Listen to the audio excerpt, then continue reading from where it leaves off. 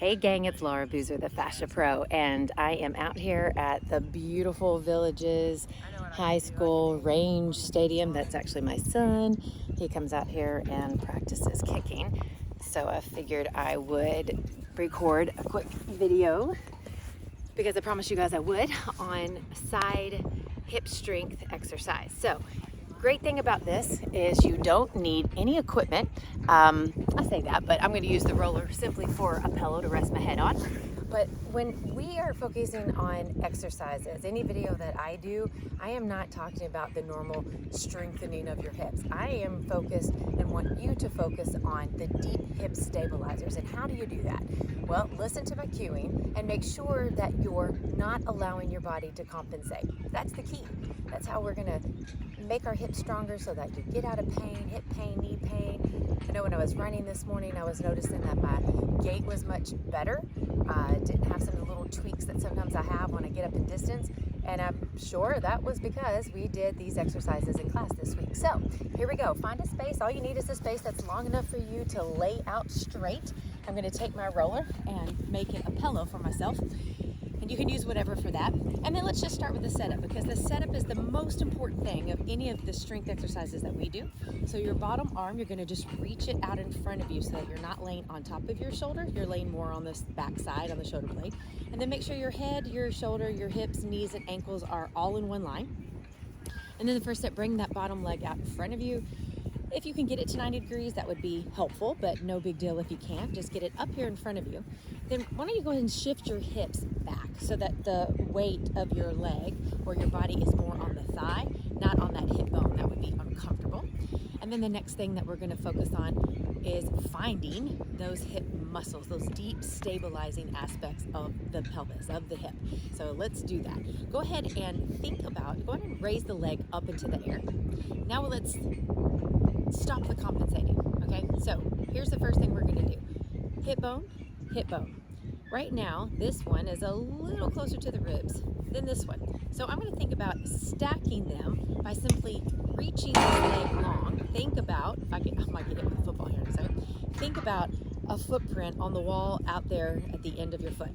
Lengthen that leg, which now these hip bones, my ASIS, are even, they are stacked. All right, we're gonna keep that. Then I want you to think about this body rolling forward, which will actually have you straight, okay? This top leg, float it back behind you. Go back to that understanding of the ankle, knee, hip, shoulder, neck, all in one line. Starting to feel a little bit of something? Probably so. Keep that hip stacked, so that foot against the wall, body rolled forward, and it is quite helpful to take this front arm and put it in front of you. Engage your core.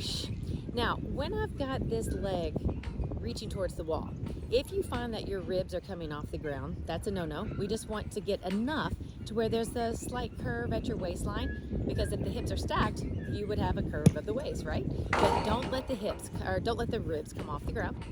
Now I'm starting to really feel some deep burning. Make sure that you're rolled forward. Make sure that that leg is reaching towards the wall. See if you can't take those compensating actions out, and if you are, you're going to start feeling a nice little burn. Go ahead and raise that leg up just a little higher. Make sure you float it back behind you so that it's straight. Now, what's happening here? Are we pushing into the ground? Yep, stop that. Raising that leg up. Now let's add a little bit of action. Let's rotate this femur bone. So we're going to turn the toes down, but make sure when you turn those toes down, nothing else comes back and into play. None of those compensating patterns. So keep those hips rolled forward, keep them stacked, linked towards that wall. Turn the foot neutral, and then maybe try to turn the toes up towards the sky. I don't have much going for me this morning. I finished running a long run, and I think that's got something to do with it because I'm on fire right now. Turn back to neutral. Rotate that foot down, and not just the foot, the whole femur bone. And when you do that, don't let the hips come unstacked. Beautiful. Come back to neutral. Turn it up.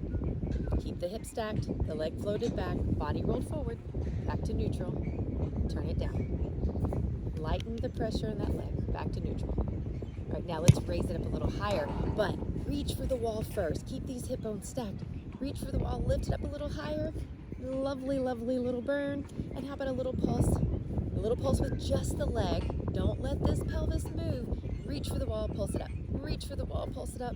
reach for the wall, pulse it up, hold. If you're getting a little shake, guess what's happening? The brain is reintegrating a new pathway. That's what we want.